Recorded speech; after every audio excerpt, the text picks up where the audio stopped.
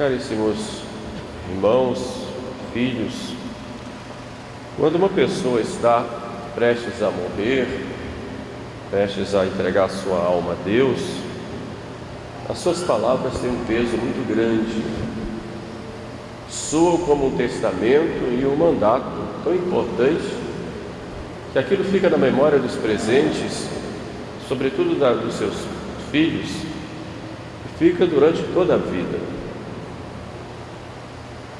Quando Jesus estava chegando o momento de entregar-se para ser crucificado, ele reuniu os seus apóstolos e da última ceia, nos narra São João, que estava presente, e tendo amado os seus, os amou até o fim. E naquele dia ele chama os apóstolos de filhinhos. Filhinhos.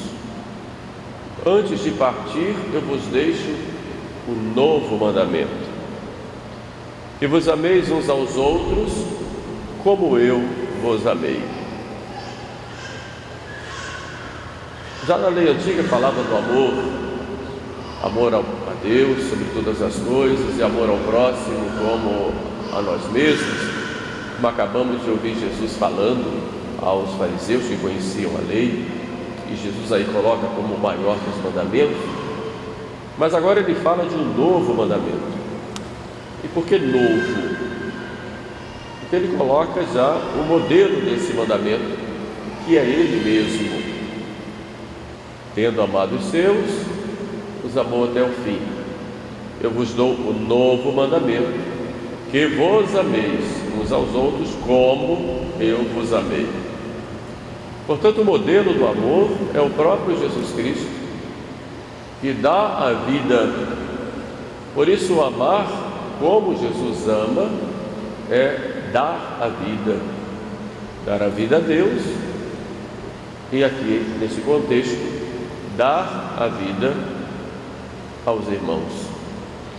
E ele coloca como uma medida: ninguém tem maior amor do que aquele que dá a vida por seus amigos. Ele nos fala aí de uma nova lei, que é a lei da caridade, que é junto com a lei da graça. Na verdade, a lei da caridade é a lei da graça. A graça que vem de Deus para nós e que, por amor a Deus, nós amamos os nossos irmãos. Então, amar o próximo é transmitir esse amor de Deus aos outros. E quando deixamos de amar o próximo, nós, como que, humanamente falando, colocamos um dique nesse amor de Deus. E é por isso que Cristo nos diz que tudo aquilo que fizermos ao menor dos seus irmãos, é a Ele que nós o fazemos. A caridade é a única lei que pode transformar o mundo.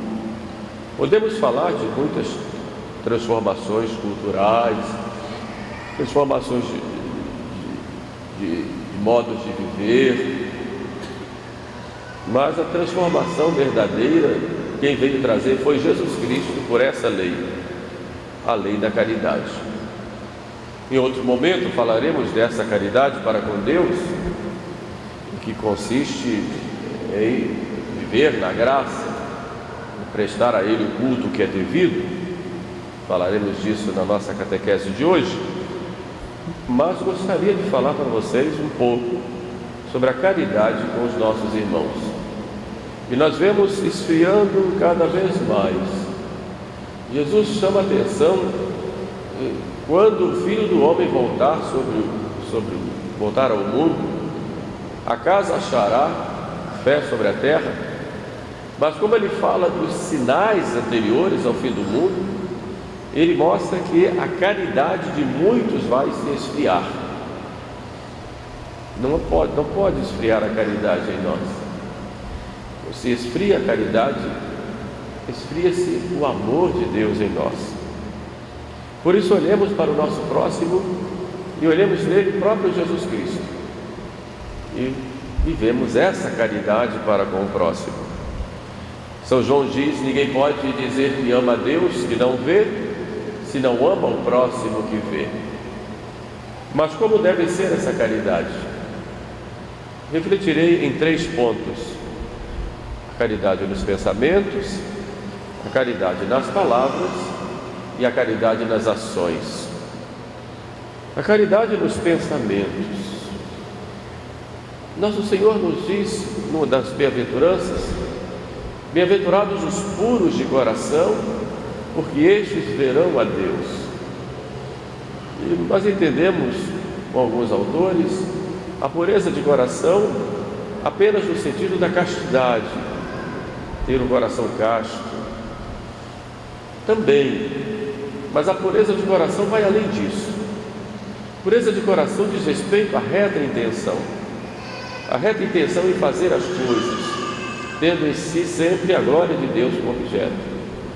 Mas a pureza de intenção também significa olhar o irmão com reta intenção, olhar o irmão como filho de Deus, olhar o irmão como aquele que está ali, como a presença de Deus para mim. É cada vez mais difícil isso, porque vivemos num mundo individualista em que cada um só pensa em si.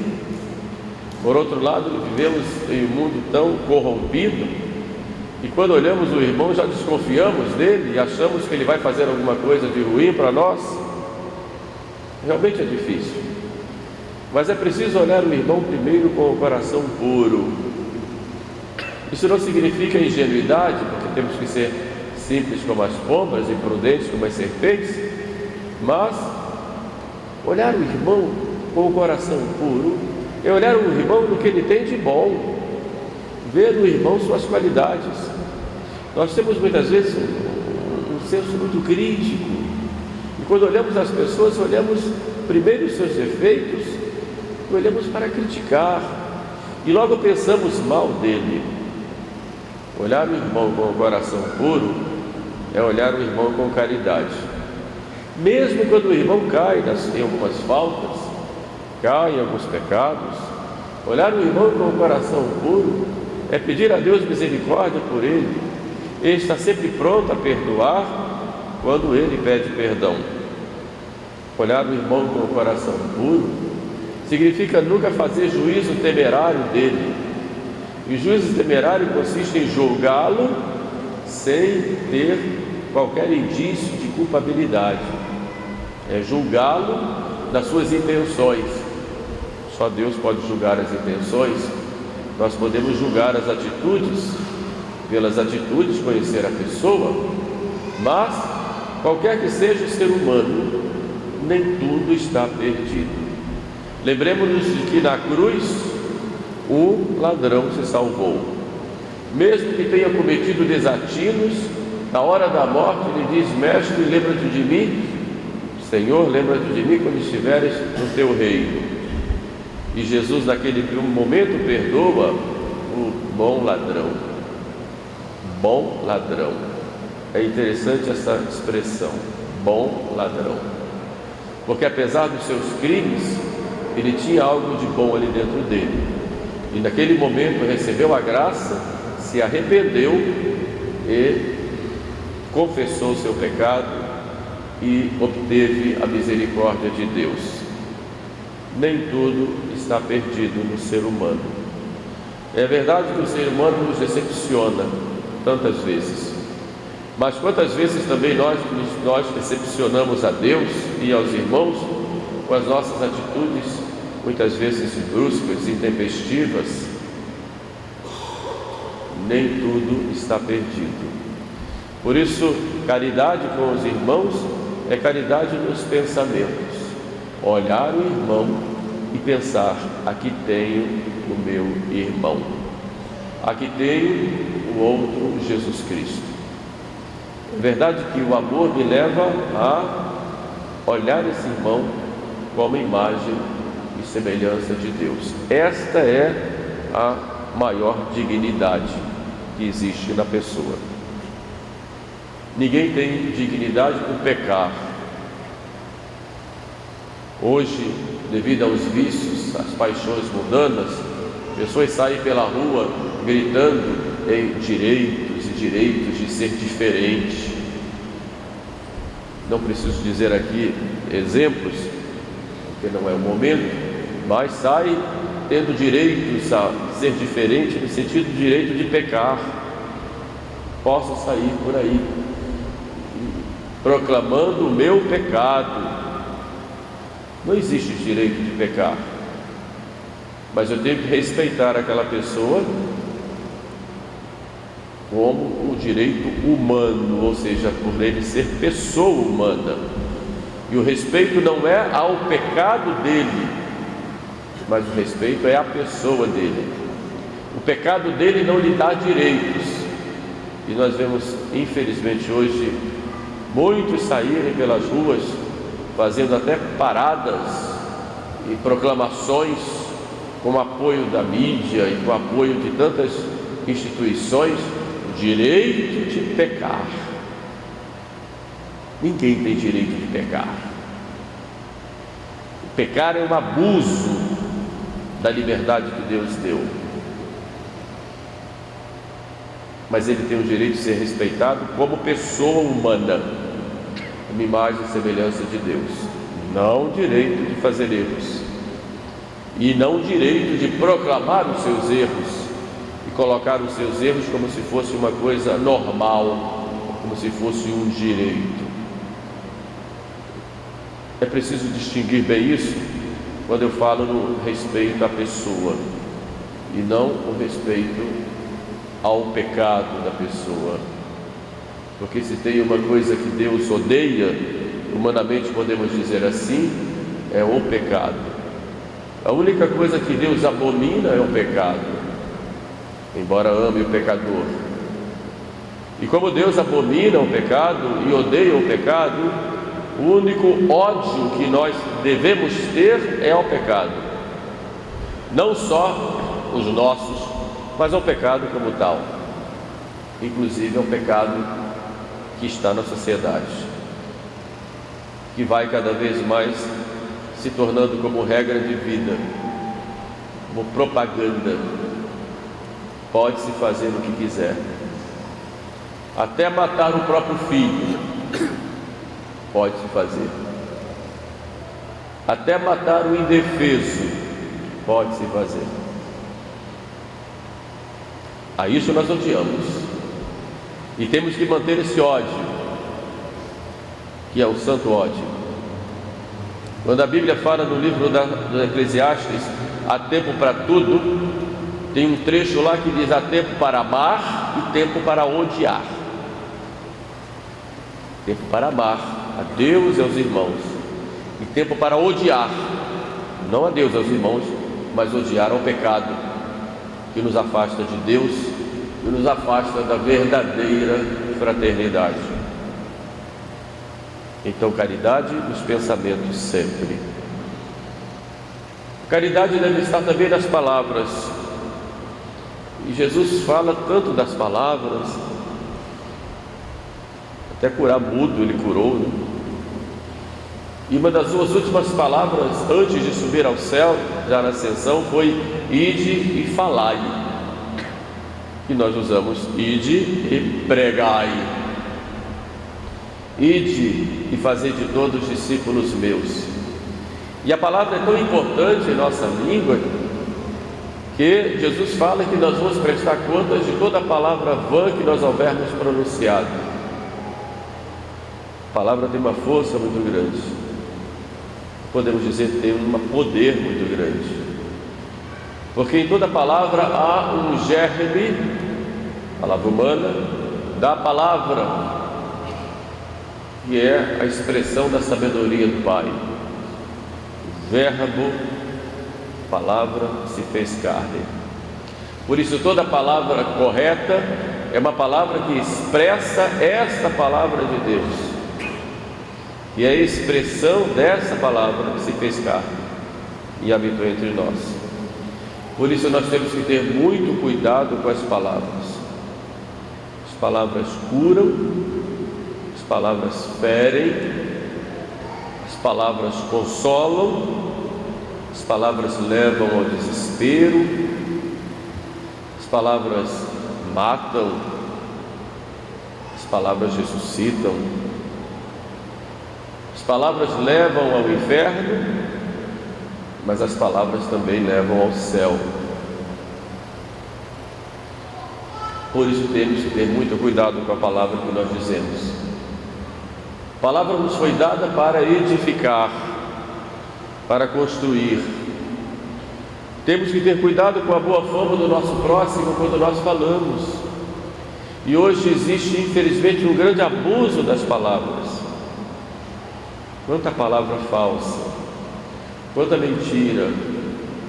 E vamos vendo que a mentira vai se colocando num pedestal em que se faz com uma naturalidade muito grande. A verdade é a adequação da nossa inteligência ao objeto, como dizia lá Santo Tomás. A mentira é o contrário, é essa inadequação. A mentira é a falsidade. A mentira tem como pai o diabo, como diz nosso Senhor. Ele é o mentiroso desde o princípio, porque a mentira, ela nega aquilo que é o real, e ela cai no campo do irreal, do imaginário, e muitas vezes para prejudicar alguém. Por isso temos que ter cuidado com toda palavra que nós dizemos aos nossos irmãos. A palavra deve ser feita para edificar e não para destruir. Cuidado com as palavras usadas no dia a dia, nas reuniões, nos encontros. Cuidado quando falam de alguém. Isso é muito sério. Quando se denigre a fama de alguém, é muito sério. A boa fama é um direito que todos nós temos. Embora não seja um direito absoluto, eu posso tirar a boa fama de alguém quando isso for necessário para a salvação, no sentido de para alertar, no sentido da salvação, mas esse direito que é relativo está sendo usado de modo irresponsável. Não posso destruir a boa fama de alguém aleatoriamente. É um direito que ela tem, embora não seja absoluto. Eu posso falar para um pai os problemas de seu filho. É um direito que eu tenho, mesmo que tire a boa fama do seu filho. Eu posso alertar um povo a respeito das maldades programadas por uma pessoa pública, para que o povo se cuide e não se deixe levar pelos seus enganos. Ele tem o direito, mas é relativo. Mas está se abusando muito disso, sobretudo dentro da igreja. Precisamos ter muito cuidado nesse sentido. E como dói quando somos feridos na nossa boa fama. Como dói. É uma espada que vem sobre nós. Então temos que cuidar de garantir e guardar a boa fama das pessoas. Por outro lado, temos que ter um compromisso com a verdade. O irmão tem direito da verdade, e a caridade nas palavras consiste em não ocultar a verdade quando é necessário falar. A verdade, diz nosso Senhor, sempre liberta, enquanto a mentira escraviza. Daí nosso compromisso em dizer sempre a verdade para os nossos irmãos. Claro que tem-se uma pedagogia, dizer a verdade. Uma mãe vai educar o seu filho, não vai dizer toda a verdade quando é criança, e à medida que vai crescendo, vai aprofundando. Tem uma pedagogia. Deus também, a nos falar a verdade, teve uma pedagogia. Foi nos mostrando no Antigo Testamento, tirando o seu véu, até chegar à plenitude dos tempos, mandando Jesus, que é a verdade, e nos mostrando tudo. De modo que ao falar a verdade, não significa que vamos ocultá-la, mas ser uma pedagogia, um modo e um tempo de expressar. Mas ela sempre tem que ser falada, porque ela liberta. Cuidado quando nós falamos sobre isso, porque muitas vezes eu digo, eu tenho que falar a verdade, porque todo mundo tem que saber, mas não é movido pela caridade, e sim movido pela minha arrogância, pelo meu orgulho, porque eu acho que eu sei mais que todo mundo, conheço todas as coisas, estou acima de todos. Então, muitas vezes, ao dizer a verdade, eu estou querendo dizer o que eu quero, o que eu penso, e não tenho nenhum compromisso com a verdade, e sim em me colocar como o grande conhecedor. Muitas vezes tem vaidade nisso. Temos muito cuidado nesse sentido. Isso a gente encontra em muitos grupos dentro da igreja. Temos que dizer a verdade, temos que abrir os olhos do povo. Mas muitas vezes isso é movido mais pela vaidade e pelo orgulho. Porque tudo tem seu tempo e tudo tem seu modo. E muitas vezes o modo de falar é tão arrogante, tão desestruturado nas palavras e nos seus objetivos, que termina fazendo mais mal do que bem. Por isso, precisa ter modo e o tempo certo. Imagine se todos os porquês de uma criança de 4 anos aos pais, o pai for responder com um tratado de ciência. Não vai. Não é isso que a criança, não é disso que a criança precisa. Não é disso. Ele quer algo mais. Mas é preciso sempre falar a verdade e sempre alertar contra o perigo, sobretudo contra o perigo de perdermos a fé, porque ao falar a verdade nós temos que garantir a fé. A caridade também, por fim, vem nas obras. Amai-vos uns aos outros como eu vos amei. E como é que nós vamos provar que nós amamos se nós não temos obras? A Sagrada Escritura, ela nos coloca lá,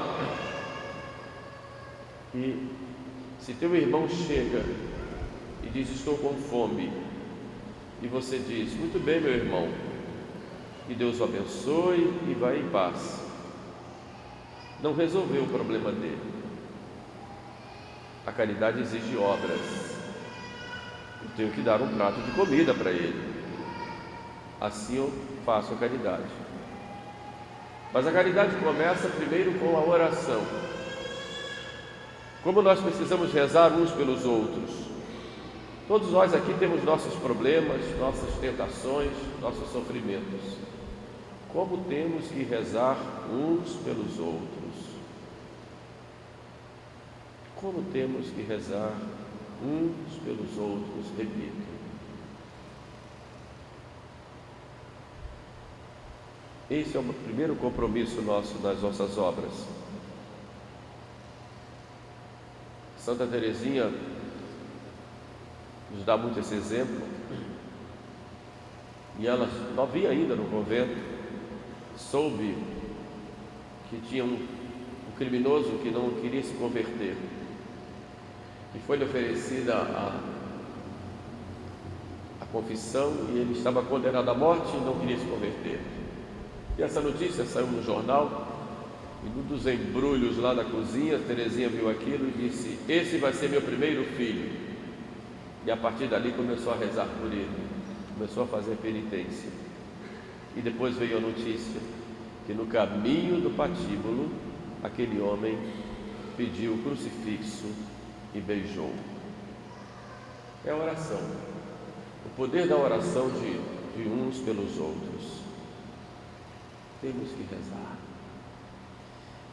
Mas a oração, ela vai nos alimentar desse amor ao próximo. E dentro de casa, né? Você reza pelo seu marido, reza pela sua esposa, reza pelos seus pais, pelos seus filhos, começa em casa. Reza pelos seus irmãos da igreja. Reze uns pelos outros. E se vê que tem alguém caído, né? Prestes a cair no pecado, reze por ele. Reze pelos seus sacerdotes. Reze pelos padres. Às vezes a gente vê tantos problemas na igreja, e vê tão poucas pessoas rezando pelos sacerdotes. Reze. Nós precisamos muito desse apoio da oração de vocês. Muito. Ninguém é mais tentado no mundo do que um padre. Santa Teresinha dizia que rezar pelo padre é negociar por atacado, porque o demônio sabe que derrubando um padre, derruba por atacado também. Então reze pelos sacerdotes. Um outro ato importante na vida com o próximo é a nossa paciência com os irmãos. Todos nós somos frágeis, e uma das obras de misericórdia é sofrer com paciência os defeitos do próximo. Quantas vezes o defeito do próximo pode nos aproximar de Deus, pode nos abrir as portas do céu. Não que o defeito ou o pecado do próximo seja justificado, mas pode ser também, se não conseguimos mudar a situação, um meio da nossa santificação. Quantas vezes suportar com paciência a arrogância de uma pessoa, uma palavra maldita pela pessoa? Quantas vezes sofrer com paciência pode nos levar a um crescimento espiritual? Não que queiramos que o próximo peque, pelo contrário, temos que rezar por ele, mas se ele não muda, como temos oportunidade de crescer e oferecer a Jesus? É por vosso amor. A caridade com obras também nos leva ao cuidado com o próximo nas suas feridas, nas suas necessidades. Quem não precisa de ninguém? Todos nós precisamos uns dos outros. São Paulo disse na epístola de hoje: somos um só corpo, temos uma só fé, um só batismo, um só Senhor, comungamos do mesmo Jesus na Eucaristia, ouvimos a sua palavra e comungamos também, no certo sentido, nessa palavra. Então que não haja entre nós desavenças, invejas, maldades. Amemos uns aos outros. Está faltando muito amor entre nós. Está faltando muito amor dentro da igreja.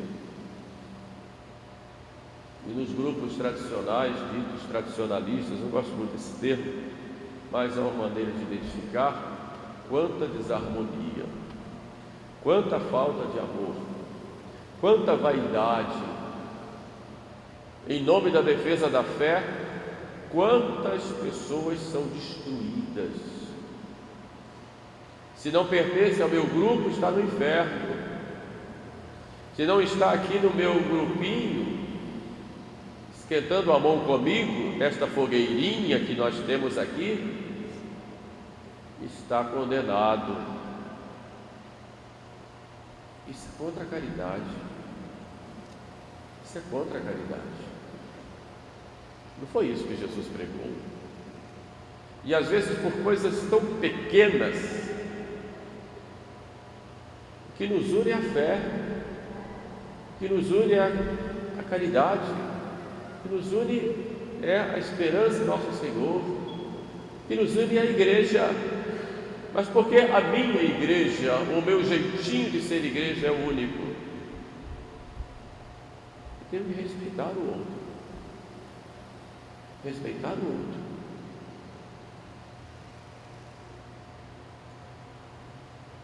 Não somos soldadinhos de chumbo. Temos que respeitar, desde que conserve a mesma fé. E essa foi sempre a luta nossa, nessa grande batalha dos anos 60, 70, 80, sobretudo, conservar a fé e o amor de Deus para irmos para o céu. Mas o que acontece hoje?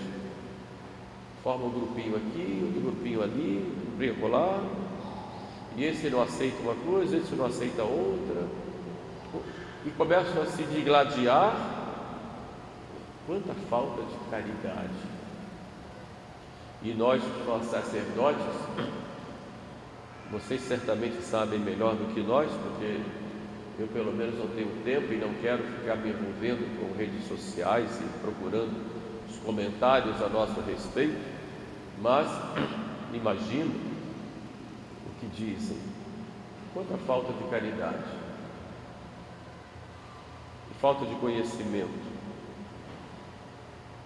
Fica 3, 4 horas sentado no confessionário de um lado só, muitas vezes até altas horas da noite. Sai de madrugada para atender doentes, entra nos perigos que o mundo enfrenta, cuida de se precaver contra esses perigos, mas não importa. O que importa é que não pensa, não tem a nossa forma. Então, nós temos uma forma, e se não entra nessa forma, nós abominamos. O que é pior, nós acabamos com essa pessoa, com a boa forma dessa pessoa. Isso não é cristão. Isso não é cristão, isso é diabólico. Isso é contra a caridade. É preciso respeitar e olhar que, embora nós tenhamos defeitos, e tenho certeza que todos nós temos, eu inclusive até mais do que todos, porém, é preciso cuidar de rezar pelo menos pela pessoa e não julgar, sobretudo do que não sabe. Olhemos com caridade os nossos irmãos nas suas necessidades, e repito isso, olhemos a eles e vamos ajudá-los. Tudo que fizeste ao menor dos meus irmãos, foi a mim que o fizestes. A caridade é a única coisa que permanece, é a única. Nisto conhecerão que sois meus discípulos, se vos amardes uns aos outros. Esse é o nosso selo. O livro da sabedoria coloca isso, né? Põe um selo sobre o meu coração. O selo no coração do cristão é a caridade. Não é uma coisa assim etérea, abstrata, é concreta, é visível, é concreta. Portanto, peçamos a nosso Senhor que sempre aumente em nós esse amor a Ele, essa caridade para com Ele e na prática também para com nossos irmãos. Assim nós somos essa presença visível de nosso Senhor no mundo. Louvado seja nosso Senhor Jesus Cristo.